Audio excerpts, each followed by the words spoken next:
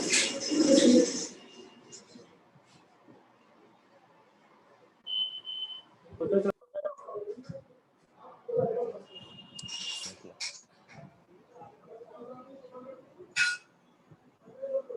morning, sir.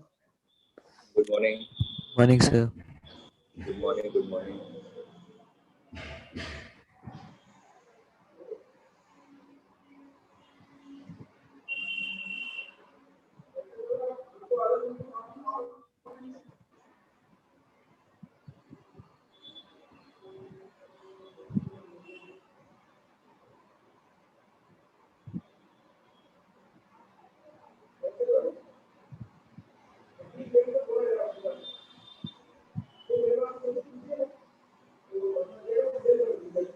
आज class pen pad पे होगी, ठीक है? तो नेटवर्क इशू है इसके कारण।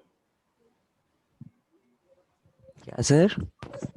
पेन पैड पे लूंगा आज क्लास।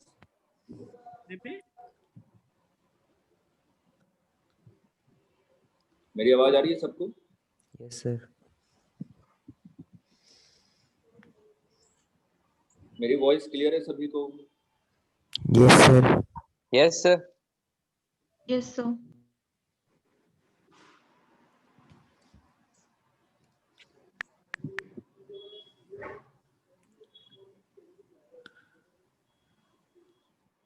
स्क्रीन विजिबल है? Yes sir. Yes, sir.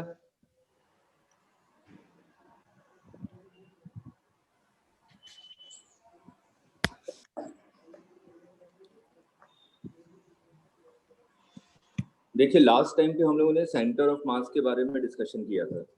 Centre of मास में अगर मैंने कहा था कि अगर एफ नेट 0 है, if F net is 0, that implies acceleration of centre of mass is 0। Acceleration 0 है तो इसमें दो कंडीशन हो सकती है, या तो वीसीएम 0 हो या तो वीसीएम कांस्टेंट हो। वीसीएम 0 इसका मतलब centre of mass is at rest. VCM constant है इसका मतलब centre of mass is moving with constant speed और कांस्टेंट वेलोसिटी।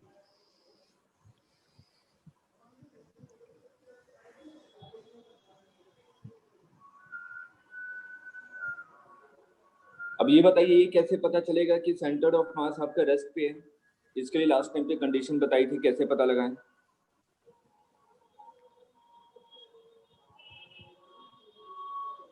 अगर इनिशियल मोमेंटम जो है वो 0 है। हाँ, if initial momentum of the system is 0, that implies center of mass is at rest. Momentum conservation दोनों केस में है। अगर एफ नेट 0 है किसी भी सिस्टम पे, that implies momentum is conserved. Clear है यहाँ तक? Yes sir. ठीक है। लास्ट टाइम पे हम लोगों ने एक क्वेश्चन किया था, बोल्ट वाला और प्लैंक वाला। यस एक छोटा सा न्यूमेरिकल करते हैं, थोड़ा सा अपग्रेड करके चीजों को और अच्छी तरीके से समझने के लिए। जैसे कि मैंने कहा कि एक 4 kg का वेज है, ये एंगल 37 डिग्री, ये 4 kg का वेज है। इसको ऊपर एक ब्लॉक रखा हुआ है 1 kg का, स्मूथ सरफेस है। इसको मैंने रिलीज कर दिया और नीचे भी स्मूथ है, ग्राउंड पे रखा हुआ ये भी स्मूथ है। अब ये बताइए, अगर 1 kg वाला नीचे मूव करेगा तो 4 kg वाले कहाँ जाना चाहिए? पीछे की साइड। यही पता लगाना है। Find distance travelled by 4 kg wedge when 1 kg reaches bottommost point.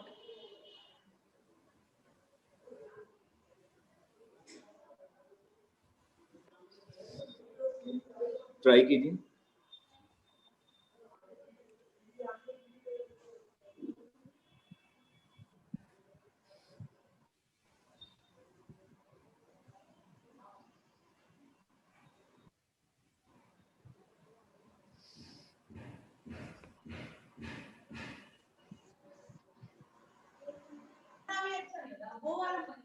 चल चल इधर चला मैं बाहर सीख लिया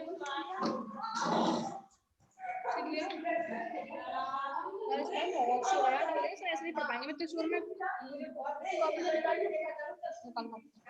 नहीं तो मेरे पास कोई कॉपी नहीं है फोन में छोटी छोटी बात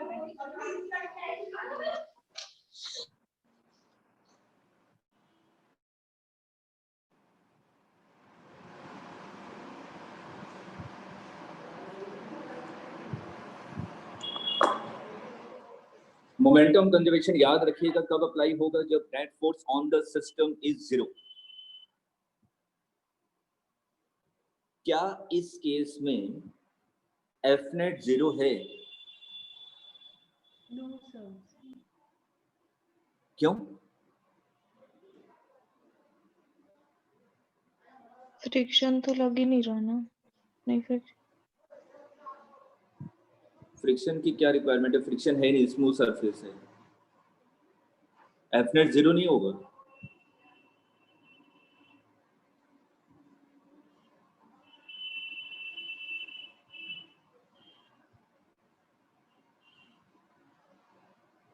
सिर्फ कॉन्सेप्ट को क्लियर करने के लिए मैंने ये न्यूमेरिकल लिया है।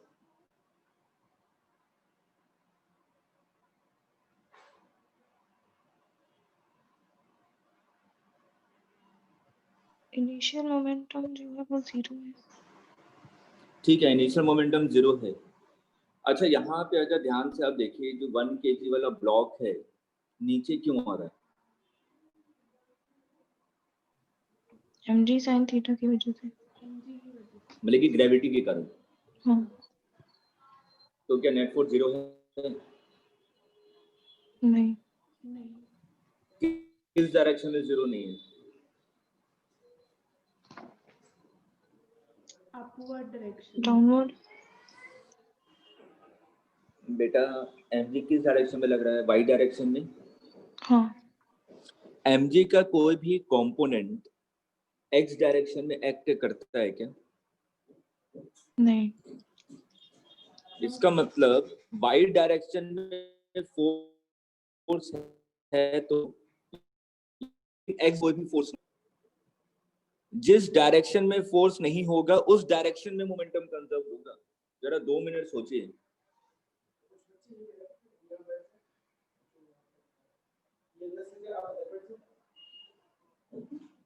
नहीं समझ आया। नहीं समझ में आया? अच्छा, एक मिनट।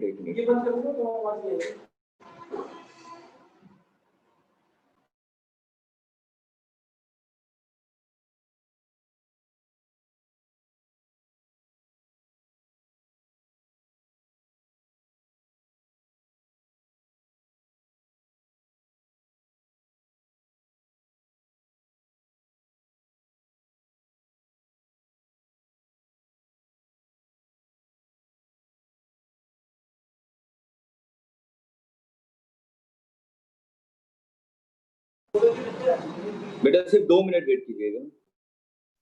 Okay sir.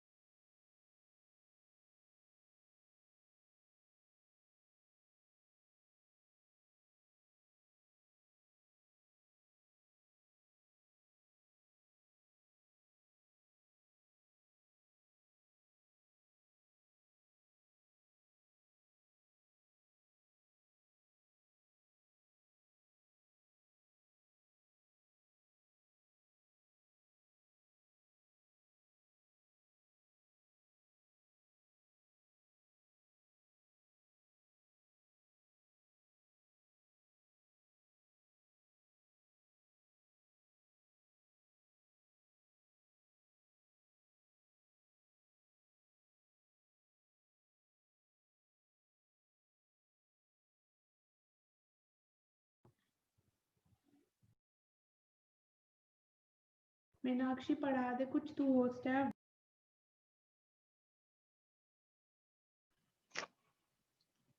मेरे बदली का तू पढ़ा ले।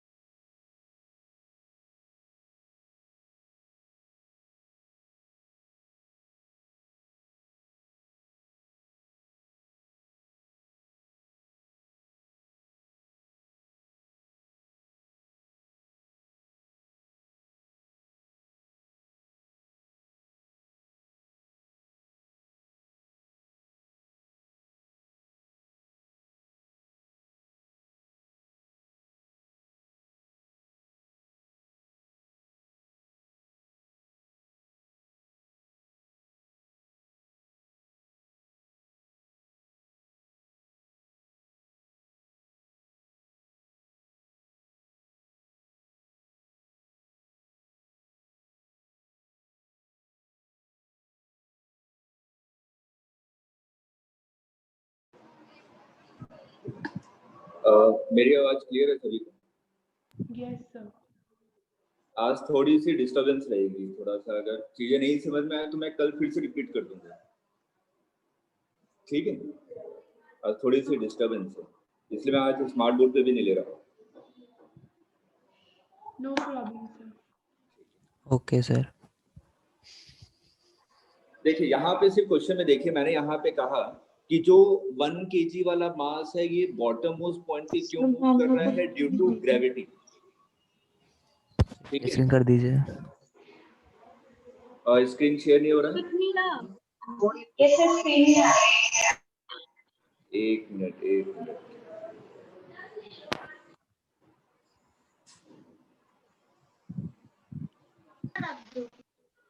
अब स्क्रीन विजिबल है? Yes sir. Yes sir. ठीक है। अब देखिए मैं यहाँ पे कह रहा था कि जो 1 kg वाला ब्लॉक है वो नीचे क्यों मूव कर रहा है? ग्रेविटी के कारण। इसका मतलब यहाँ पे एफ नेट 0 नहीं है इन वाई डायरेक्शन।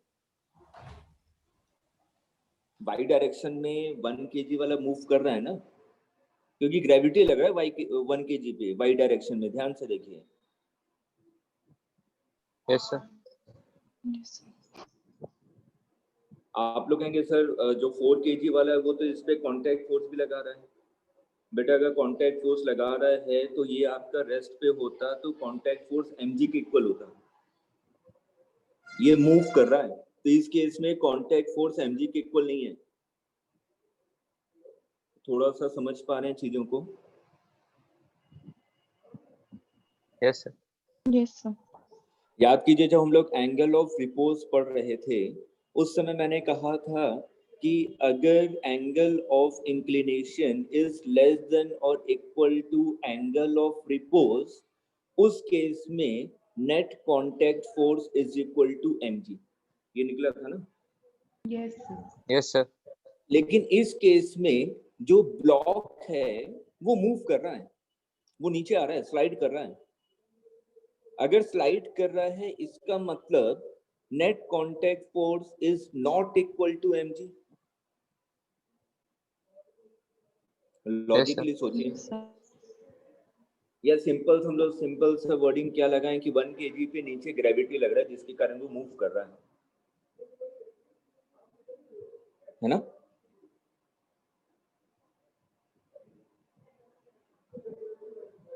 वाई डायरेक्शन में mg फोर्स लग रहा है जिसके कारण ब्लॉक आपका मूव कर रहा है। अगर mg नहीं होता तो 1 kg वाला मूव करता? नहीं सर। नहीं सर। x डायरेक्शन में कोई फोर्स है क्या? No no sir. x direction में net force is 0। That means x direction में सेंटर ऑफ मास क्या है आपका? रेस्ट पोजीशन पे। देखिए थोड़ा सा एक मैं डायग्राम को थोड़ा सा और अच्छे से बना दूं, तो जब 1 kg वाला नीचे आ जाएगा तो कुछ ऐसा हो जाएगा, 4 kg वाला शिफ्ट हो गया लेफ्ट के डायरेक्शन में, 1 kg वाला आपका बॉटम मोस्ट पॉइंट पे आ गया। जब 1 kg वाला ऊपर था तो आपने क्या मान लिया कि सेंटर ऑफ मास किसी इस पोजीशन पे होगा, C1। ऐसे सपोज कर लीजिए 1 kg और 4 kg का centre of mass C1 position पे है। जब 1 kg वाला बॉटम मोस्ट पॉइंट पे आ गया तो जो सेंटर ऑफ मास था वो C2 पोजीशन पे आ गया। बेटा वाई डायरेक्शन में सेंटर ऑफ मास की पोजीशन चेंज होगी क्योंकि वाई डायरेक्शन में नेट फोर्स 0 नहीं है, लेकिन एक्स डायरेक्शन में नेट फोर्स 0 है, इसलिए एक्स डायरेक्शन में सेंटर ऑफ मास क्या है, रेस्ट पोजीशन पे। कुछ लॉजिकली समझ में आ रहा है? Yes, sir. Yes, sir. Yes, sir. तो net force in x direction is 0, that implies center of mass is at rest along x axis। x axis के along center of mass आपका rest position पे है। तो याद कीजिए हमने basic चीज क्या देखी थी कि centre of mass rest position पे होगा तो m1 r1 is equal to m2 r2। आपने मान लिया कि जो 4 kg वाला था ये x डिस्टेंस मूव किया, मान लीजिए ये डिस्टेंस भी दे देता हूं, वेज की जो बेस लेंथ है वो 4 मीटर है वेज की। अब ध्यान से मेरे को इक्वेशन बनाइए, 4 kg वाला लेफ्ट डायरेक्शन में कितना मूव हुआ, x, तो 4 into x is equal to 1 kg वाला x डायरेक्शन में कितना मूव हुआ राइट हैंड साइड में। अगर वेज वहीं पे रहता तो 1 kg कितना मूव करता है अलोंग x एक्सिस, 4 मीटर, लेकिन वेज भी आपका लेफ्ट डायरेक्शन में मूव कर गया है x, तो 1 kg वाला कितना मूव किया होगा, 1 into 4 minus x. बस सिंपल सा क्वेश्चन था।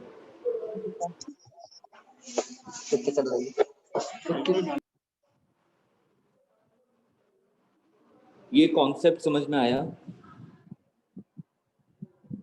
Yes, sir. ठीक है, Yes, इसको sir. थोड़ा एक्सप्लेन करके थोड़ा लिखिएगा इसको।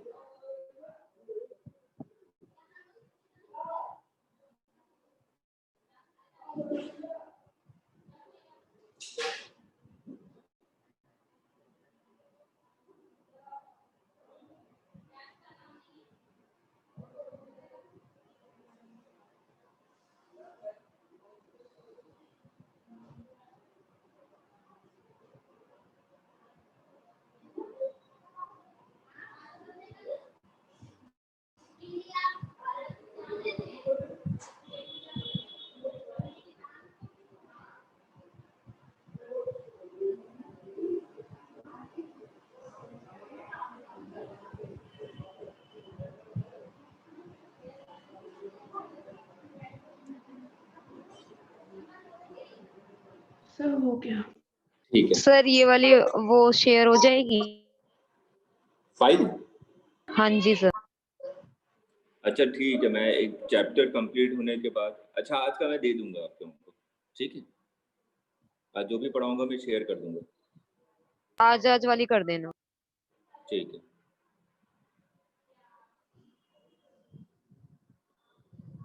अगर आज के लेक्चर में जो भी चीजें नहीं समझ में आने को बता दीजिए, कल मैं दोबारा रिपीट कर दूंगा।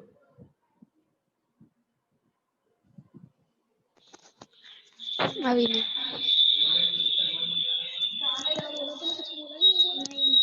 कॉन्सेप्ट ऑफ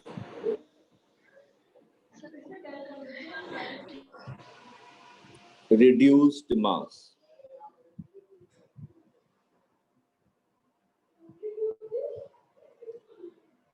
देखिए मेरे पास स्प्रिंग ब्लॉक सिस्टम है, मैंने कहा ये m1 मास है और ये m2 मास है। जो m1 है इसको मैंने वेलोसिटी दे दी v0,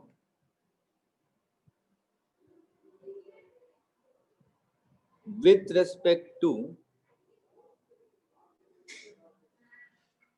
सेंटर ऑफ मास। कोई मेरे को बता सकता है कि VCM की वैल्यू क्या होगी? VCM का फॉर्मूला क्या था? पहले फॉर्मूला बताइए। m1 v1 plus m2 v2। हाँ बिल्कुल सही। m1 v1 plus m2 v2 divided by total mass।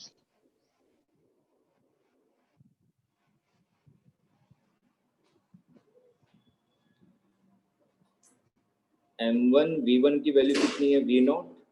v2 तो आपका रेस्ट पे है, मतलब कि m2 आपका रेस्ट पे है, divided by m1 plus m2। इसका डायरेक्शन क्या होगा VCM का?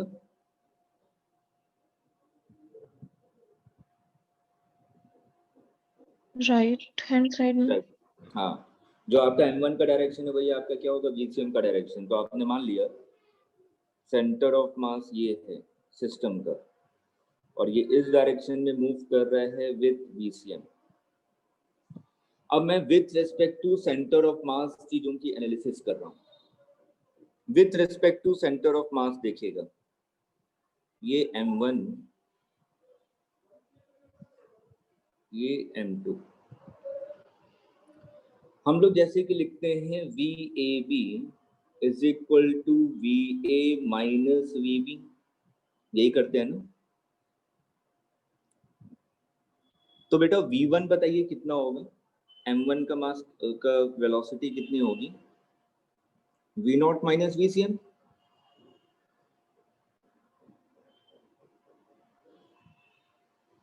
वेलोसिटी इसको A मान लीजिए, इसको B मान लीजिए। Velocity of A with respect to centre of mass क्या लिखेंगे? VA minus VC। VA कितना है? V0 माइनस VC अभी आपने निकाला m1 V0 divided by m1 plus m2। इसको सॉल्व कीजिए थोड़ा।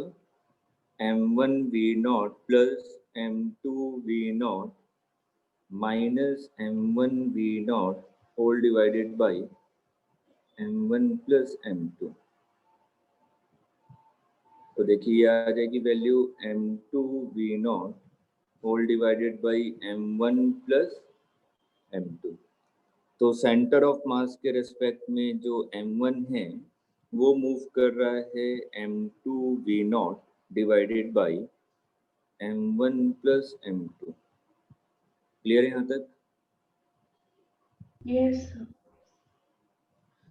मेरे को निकालना है velocity of beam with respect to centre of मास।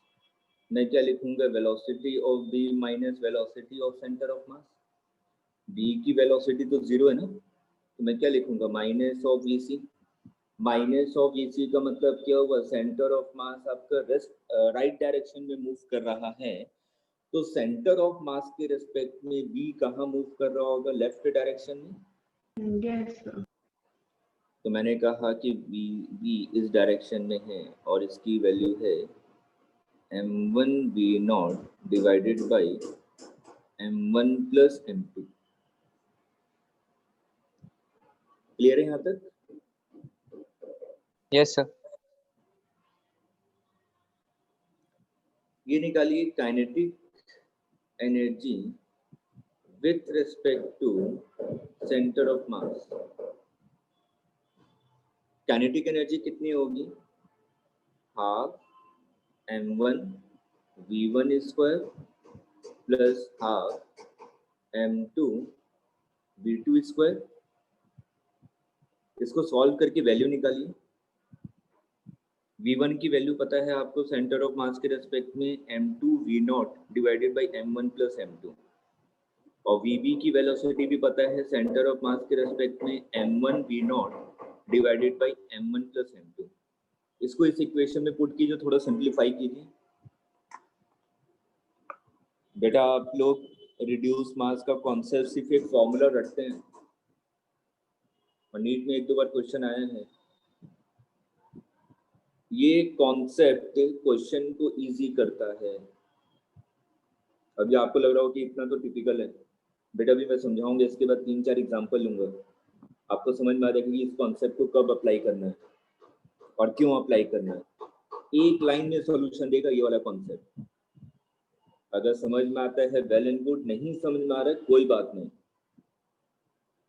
जितनी चीजें हम लोगों ने पढ़ी हैं उससे भी न्यूमेरिकल को सॉल्व कर सकते हैं। लेकिन घबराइएगा नहीं, रोटेशन एक टिपिकल चैप्टर चल रहा है, कोई सा भी पॉइंट नहीं समझ में आए दोबारा कोशिश कीजिए, नहीं समझ में आए तो उसको छोड़ दीजिए। हम लोग 11th के स्टूडेंट नहीं है कि उसमें पूरा टाइम देंगे 1 महीने का 2 महीने का कि नहीं चलो मैं इसको सीख ही लूंगा, कोई प्रॉब्लम नहीं है। मैकेनिक्स सिर्फ और सिर्फ 36 से 40 मार्क्स का आता है नीट में, उसके बाद मेरा 140 मार्क्स है। अगर मैं रोटेशन की बात करूं तो 12 नंबर, 10 से 12 नंबर मान लीजिए, 3 से 4 क्वेश्चन आते हैं रोटेशन के। अगर 3-4 क्वेश्चन नहीं भी होंगे तो उसके बाद मेरे पास 42 क्वेश्चन है पूरी फिजिक्स के, तो इसलिए घबराइएगा नहीं। टिपिकल है तो कॉन्सेप्ट समझाऊंगा तो टिपिकलिटी आएगी ही आएगी। इसकी पहले वैल्यू निकालिए, kinetic energy of the system with respect to centre of mass. Value put कीजिए इस वाले इक्वेशन में और देखिए कितनी वैल्यू आ रही है।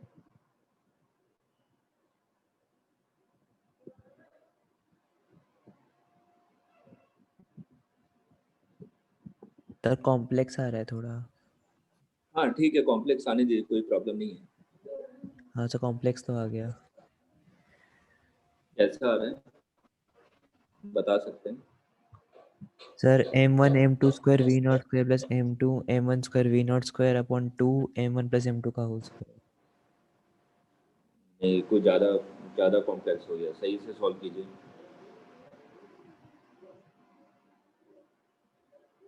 हाफ m1 v1 स्क्वायर मतलब कि m2 divided by m1 plus m2 whole square v0 square plus half m2 m1 divided by m1 plus m2 square v0 square. यहाँ से कॉमन क्या आ जाएगा? Half m1 m2 divided by m1 plus m2 और v0 square. ये देखिए ये चीज common आ जाएगी। 1 m2 कैसे कॉमन आया? तो नहीं आएगा, दोनों में m1 m2 है, ध्यान से देखिए। चलिए और अच्छे से लिखूं, ये पार्ट आप लोगों का होना चाहिए, मैं कर रहा हूँ। हाफ m1 m2 का square divided by m1 plus m2 का whole square into v0 square. Half m2 into m1 का square divided by m1 plus m2 का whole square into v0 square. अब देखिए हाफ कॉमन हो गया, m1 m2 common आ गया, नीचे m1 plus m2 का होल स्क्वायर कॉमन आ गया और v0 स्क्वायर कॉमन आ गया। ऊपर में क्या बचेगा? इधर बचेगा m2 और इधर बचेगा आपका m1। अब देखिए क्लियर है? सर मेरा यही आया, मेरे से एक स्टेप सिंपलीफाई नहीं किया, यही आया था मेरा। ये इसको आपने कैंसिल कर दिया तो ये आ जाएगा आपका half m1 m2 divided by m1 plus m2 into v0 square. देखिए यही आ रहा है kinetic energy total. Yes sir यही आ रहा है। Yes, sir. जब मैंने क्वेश्चन लिया था तो यहाँ पे जो v0 था ये मैंने सिर्फ a की वेलोसिटी ली थी। मैंने कहा था कि जो a पार्टिकल है वो v0 स्पीड से मूव कर रहा है कि नहीं? यस मैंने b को रेस्ट पे माना था। Yes, sir. अब मैं अगर सिंपल देखिए, अगर मैं काइनेटिक एनर्जी पढ़ता हूँ तो काइनेटिक एनर्जी जनरली क्या पढ़ता हूँ? हाफ mv स्क्वायर ना। लेकिन यहाँ पे देखिए mv स्क्वायर की जगह क्या आ रहा है, m1 m2 divided by m1 plus m2, direct m नहीं आ रहा है कि नहीं? Yes, sir. तो इसी को हम लोग क्या कहते हैं, रिड्यूस्ड मास। ये जो m1 m2 divided by m1 plus m2 है, इसी को हम लोग कहते हैं रिड्यूस्ड मास। अभी मैं 2-3 एग्जांपल करवाऊंगा, तब जाके ये कॉन्सेप्ट थोड़ा सा समझ में आएगा कि अच्छा ये क्यों पढ़ा है। और यहाँ पे जो मैंने लिया था कि velocity of a is v0 and b is at rest, तो क्या मैं अगर यहाँ पे कह रहा हूँ v0 स्क्वायर जो आपने लिखा है, इसको मैं रिलेटिव वेलोसिटी कह सकता हूँ? देखिए कैसे, इसको जनरलाइज कर रहा हूँ मैं इस फॉर्मूले को।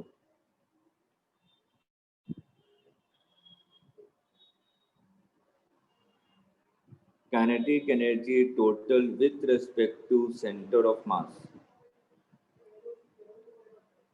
half reduced mass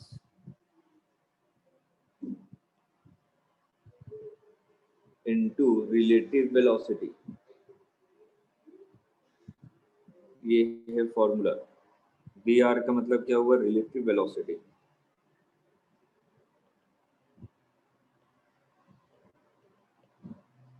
velocity of A with respect to B, ये है VR। तो जो मैंने क्वेश्चन लिया था वहां पे A की वेलोसिटी v0 थी और जो B था वो आपका रेस्ट पे था, इसलिए मैं क्या लिखूंगा, v0 माइनस 0, तो सिंपल v0 स्क्वायर हो जाएगा। हाँ, इसको मैंने जनरलाइज किया, इसको नोट कीजिए, फिर एक न्यूमेरिकल लेते हैं कॉन्सेप्ट को क्लियर करने के लिए। सर समझ नहीं आया आपने क्या बोला है रिड्यूस्ड मास के बाद? Reduce mass into VR square. VR का मतलब क्या है, relative velocity of A with respect to B। तो जो मैंने डेरिवेशन किया, इसमें मैंने A की वेलोसिटी v0 मानी है और B क्या है आपका रेस्ट पे, तो velocity of A with respect to B कितना हो जाएगा, v0 माइनस 0, तो सिंपल v0 स्क्वायर आ जाएगा। वही मैंने कहा, लिखा है जो वही कहा।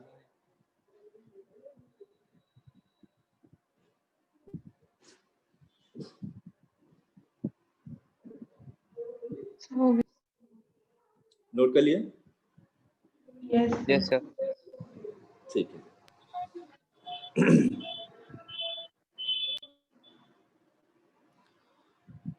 एक सिंपल सा क्वेश्चन लेते हैं। मैंने कहा कि कोई वेज है, वो इस तरीके का है,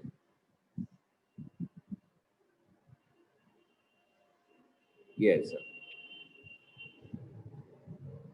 स्मूथ सरफेस है, ये 4 kg का वेज है, ये 1 kg का ब्लॉक है, इसको आपने इनिशियल स्पीड दी 10 मीटर पर सेकेंड। तो ध्यान से देखिए, जो 1 kg का ब्लॉक है वो मूव करता हुआ ऊपर जाएगा ना। Yes, sir. तो मेरे से यही पूछा गया, find maximum height attained by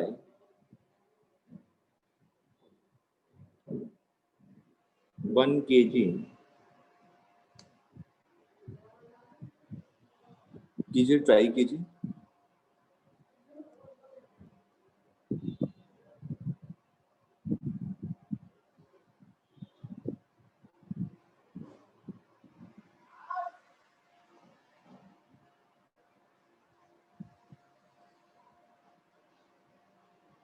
So 4 meters.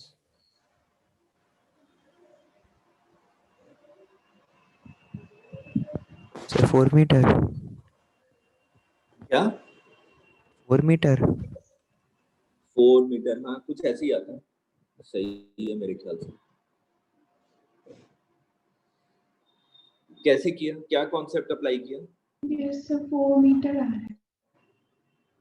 Concept क्या अप्लाई किया, कॉन्सेप्ट तो कि रिड्यूस मास वाला, क्या क्या? रिड्यूस मास वाले किया सर। कि kinetic energy total equals to gain in potential energy. अच्छा, तो एनर्जी टोटल काइनेटिक कंजर्वेशन लगा एनर्जी के। Half mv square, half 1 into 10 square. नहीं सर, रिड्यूस्ड मास करके किया। रिड्यूस मास करके किया, क्यों?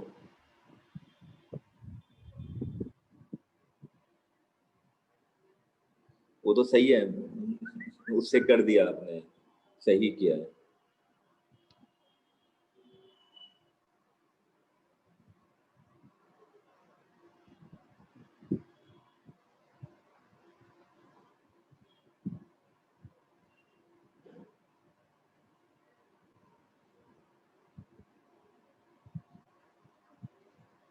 देखिए यहाँ पे अगर मैं ध्यान से देखूं, देखिए कॉन्सेप्ट क्या है। एक्स डायरेक्शन में कोई फोर्स है क्या? एक्स डायरेक्शन में अलोंग एक्स एक्सिस नहीं। कोई फोर्स नहीं है, क्योंकि देखिए 1 kg ब्लॉक की वेलोसिटी कांस्टेंट है 10 मीटर पर सेकंड, तो एक्स डायरेक्शन में कोई फोर्स नहीं है। 4 kg तो वैसे भी टेस्ट पे था स्टार्टिंग में। तो net force on the system along x axis is 0। इसका मतलब momentum is conserved along x axis. Yes sir. Yes sir. ठीक है ना, ये बेसिक है, बेसिक हमें आना चाहिए हमेशा, क्योंकि आप लोग हमेशा जितने भी क्वेश्चन सॉल्व करते हैं एनर्जी कंजर्वेशन और मोमेंटम कंजर्वेशन, ये दो चीजें लगाते हैं। तो हमें ये समझना पड़ेगा कि यहाँ पे मैं मोमेंटम कंजर्वेशन क्यों लगा रहा हूँ, क्योंकि एक्स एक्सिस के अलोंग कोई भी फोर्स नहीं है। इसका मतलब momentum is conserved along x axis. Force along x axis is 0, that means initial momentum is equal to final momentum. जब 1 kg मैक्सिमम हाइट पे होगा, तो लॉजिकली सोचिए, जब 1 kg मैक्सिमम हाइट पे होगा, ये 4 kg का ब्लॉक है, ये 1 kg का, मैंने कहा ये मैक्सिमम हाइट पे है, तो 1 kg इस डायरेक्शन में मूव कर रहा होगा v वेलोसिटी से, 4 kg वाला भी इस डायरेक्शन में मूव करेगा v वेलोसिटी से, यस और नो? Yes sir. है ना?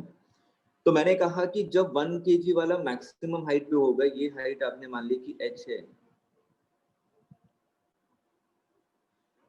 तो मोमेंटम के बारे में बात करूं, इनिशियल मोमेंटम कितना है? 1 into 10 m into v is equal to final momentum कितना है? दोनों एक साथ मूव कर रहे होंगे ना एक्स एक्सिस के लॉन्ग।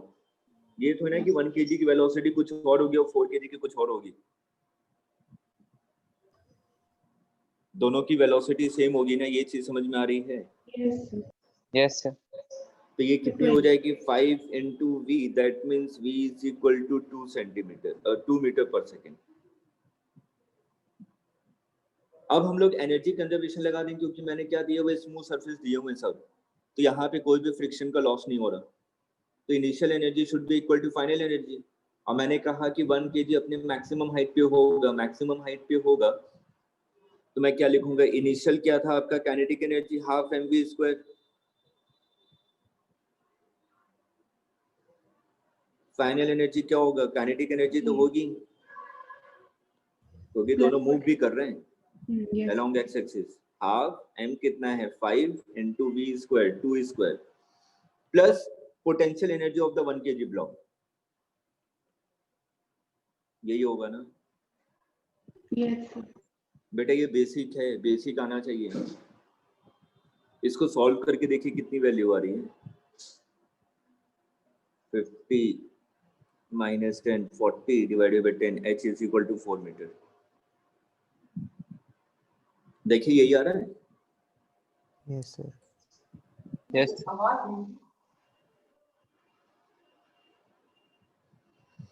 सेम क्वेश्चन को with respect to centre of mass कीजिए। सर यहाँ तो कुछ नहीं दिख रहा। क्या? सर हाँ बोलिए बोलिए बोलिए बोलिए। ये 1 into 10 is equals to 5 भी कैसे हुआ है? अच्छा, ये initial momentum is equal to final momentum. Initial अच्छा, ठीक। मोमेंटम कितना है? 1 into 10 और फाइनल मोमेंटम कितना है? 1 plus 4 5 into v। Okay sir. अच्छा, with respect to centre of mass, जल्दी से पहले VCM निकालिए, कितना आ रहा है? VCM की वैल्यू कितनी आ रही है? m1v1 plus m2v2 divided by m1 plus m2।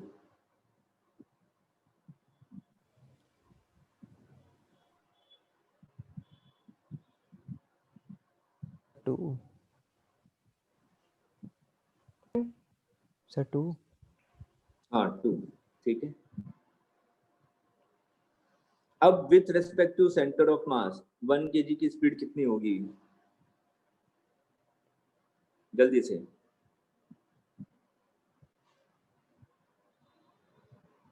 Simple है, 10 - 2। 10 - 2 और 10 kg की स्पीड कितनी होगी? 4 kg।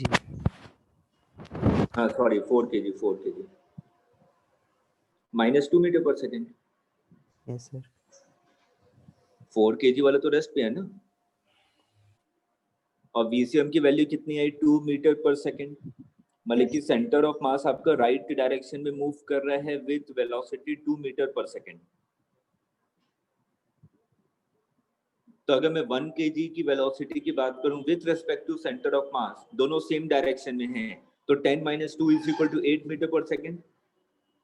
4 kg आपका रेस्ट पे है, तो क्या लिखेंगे? 0 - 2 = -2 मीटर पर सेकेंड। यस नहीं हुआ? क्लियर नहीं हुआ?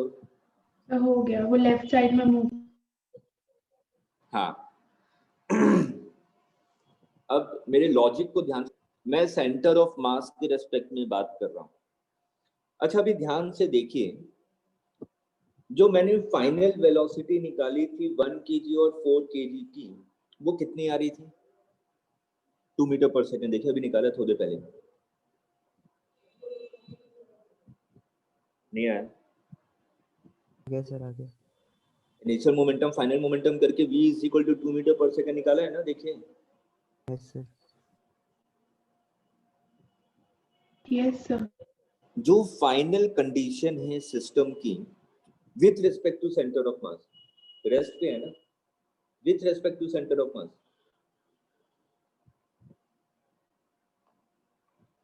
बेटा फाइनल कंडीशन ये है। फाइनली क्या हो रहा है?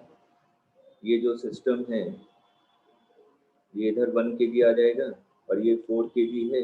ये पूरा सिस्टम कितनी स्पीड से मूव कर रहा है? 2 मीटर पर सेकेंड। ये क्लियर है? Yes centre of mass x direction में कोई भी फोर्स नहीं है, इसका मतलब centre of mass constant velocity से मूव करता रहेगा ना। Yes sir. ये मूव कर रहा है 2 मीटर पर सेकेंड। अब बताइए, सिस्टम की velocity with respect to centre of mass कितनी है फाइनली? 0 यार, है ना? साफ साफ नजर आ रहा है, ये पूरा सिस्टम 2 मीटर पर सेकंड से मूव कर रहा है, सेंटर ऑफ मास भी 2 मीटर पर सेकंड से मूव कर रहा है। तो मैंने कहा कि velocity of the system with respect to centre of mass is 0। Yes yes sir. इसका मतलब finally kinetic energy of the system with respect to centre of mass is 0। Yes sir. क्योंकि वेलोसिटी 0 है with respect to centre of mass. नहीं आ रहा? आगे sir आगे। हाँ, तो क्या मैं ये कह सकता हूं कि अगर मैं सेंटर ऑफ मास के रेस्पेक्ट में एनालिसिस करूं, तो सेंटर ऑफ मास के रेस्पेक्ट में जो इनिशियल टोटल एनर्जी होगी वो फाइनली किस में कन्वर्ट हो जाएगी? पूरी की पूरी energy potential energy of 1 kg block. क्योंकि यहाँ पे क्वेश्चन में मैंने क्या लिखा है? Maximum height. आया समझ में? Yes sir. Yes sir. तो मैं क्या लिखूंगा?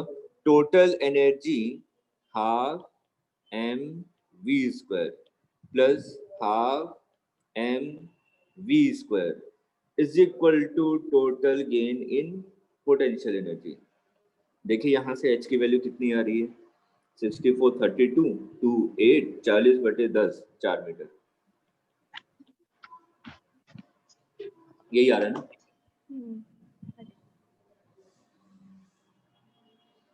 प्लीज इस कॉन्सेप्ट को थोड़ा एक्सप्लेन करके लिखिएगा जो भी आप लोगों को समझाया है।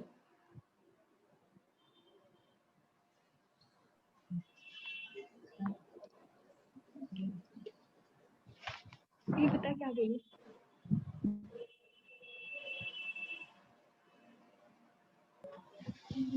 सर प्लीज एक बार और बता दीजिएगा।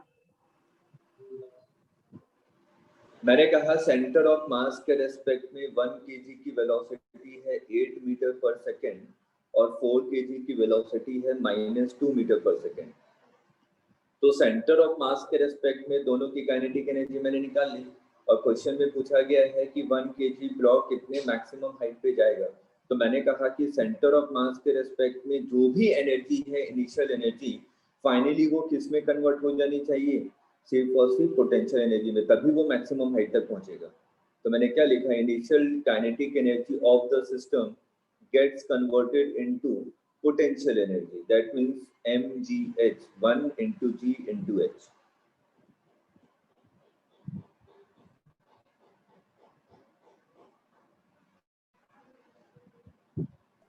सर VCM कैसे निकाला? VCM कैसे निकालते हैं? m1 v1 plus m2 v2 divided by m1 plus m2।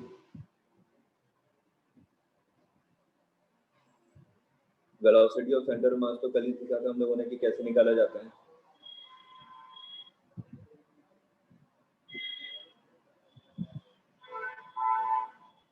हो गया। अब सेम क्वेश्चन को अगर आप लोग रिड्यूस्ड मास सिस्टम वाले कॉन्सेप्ट से करते हैं, ये आपने लिखा था यही ना, kinetic energy of the system with respect to centre of mass, ये आ गया। ये किस में कन्वर्ट हो जाना चाहिए? Potential energy. बस खत्म। देखिए रिड्यूस वाले कॉन्सेप्ट से कीजिए, एक लाइन में आपको सॉल्यूशन मिलेगा। थर्ड मेथड,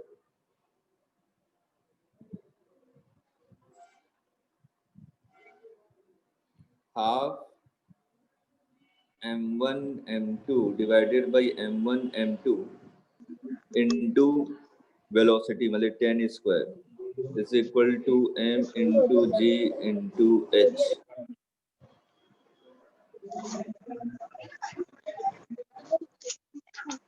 आया समझ में? Yes sir. देखिए बेटा, बेसिक कॉन्सेप्ट तो हमें पता है कि अगर हम लोग सिंपल किसी भी क्वेश्चन में आप लोग मोमेंटम कंजर्वेशन, प्लीज अपने माइक को म्यूट कर दीजिए सभी लोग।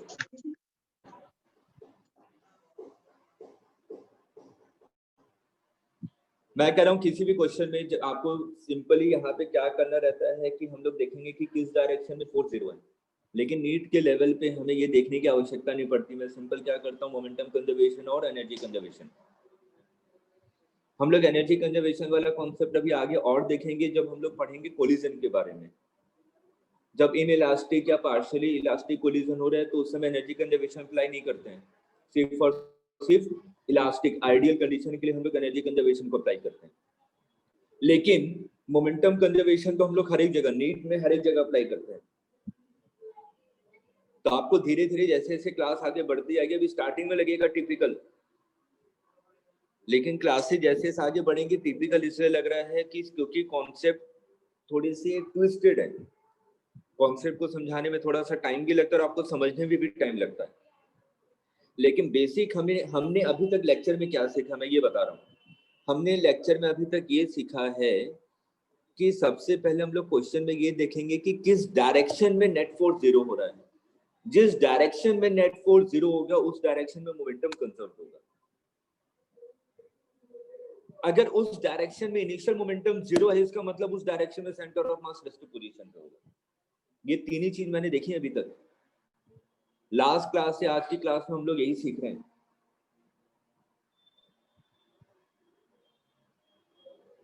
बेटा क्लियर है यहाँ तक? Yes sir. ठीक है, तो आज की क्लास में आज यहीं तक मैं इसको बाइंड अप कर रहा हूँ, ठीक है, क्योंकि आगे वाले जो इलस्ट्रेशन लेने हैं तो अगर मैं थोड़ा सा बोर्ड पे रहूंगा तो ज्यादा अच्छे तरीके से समझा पाऊंगा, पेन पैड पे थोड़ी प्रॉब्लम होगी, ठीक है। और थोड़ा सा डिस्टर्बेंस भी है, नेक्स्ट क्लास में सही हो जाएगा, मतलब कल बिल्कुल सही हो जाएगी क्लास, ठीक है। Thank you sir. ठीक है, okay, thank you sir. Thank you sir. Welcome welcome welcome welcome.